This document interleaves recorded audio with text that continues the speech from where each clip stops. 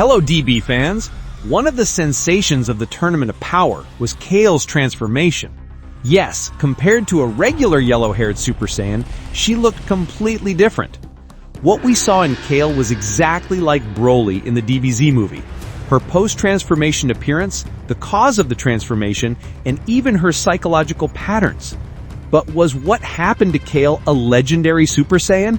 Yes, that's it.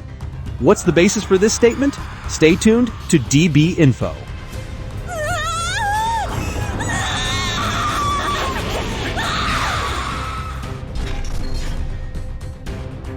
After the Dragon Ball series expanded into numerous stories, Akira Toriyama decided to canonize some non-canon elements.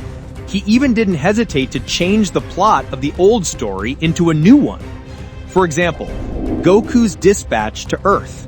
It was previously explained that he was sent as a low-class Saiyan tasked with infiltrating the planet. But when the DBS movie Broly was made, the grand author changed it to a rescue. This was then further reinforced in the Dragon Ball Super manga, specifically in the saga Granolah The Survivor.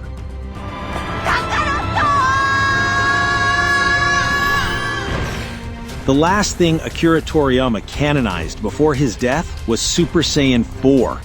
Yes, he finally acknowledged the form as being cool.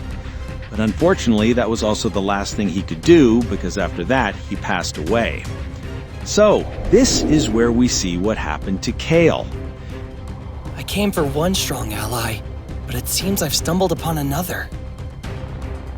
The anime version of Dragon Ball Super doesn't explicitly state that Kale is a legendary Super Saiyan.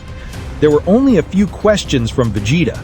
After seeing her rampage, the prince asks himself, is she the legendary Super Saiyan the ancestors told us about? Yes, just like that. The only thing that ultimately makes Kale's statement as a legendary Super Saiyan less valid. Don't know what we're dealing with. That could be the legendary Super Saiyan form our ancestors spoke of. A clearer answer can be found in Dragon Ball Super Manga, Chapter 38. That's where Kale's condition as a legendary Super Saiyan is explained by Kaba and commented on by others. Essentially, it's also a once-in-a-thousand-year legend. It just happened to a Saiyan in Universe 6. Well, each universe has its own legend, right? She's a monster! And of course, the Dragon Ball Super manga is also a legitimate canon. Toyotaro drew the artwork, and Akira Toriyama provided detailed supervision. Furthermore, the DBS manga appeared later than the anime. We can say that it is a work that has several improvements, although there are points that were deliberately made different. Well, over time, Dragon Ball itself has had many branches. But what's clear in this discussion is that Kale is legitimate. She deserves to be called a legendary Super Saiyan.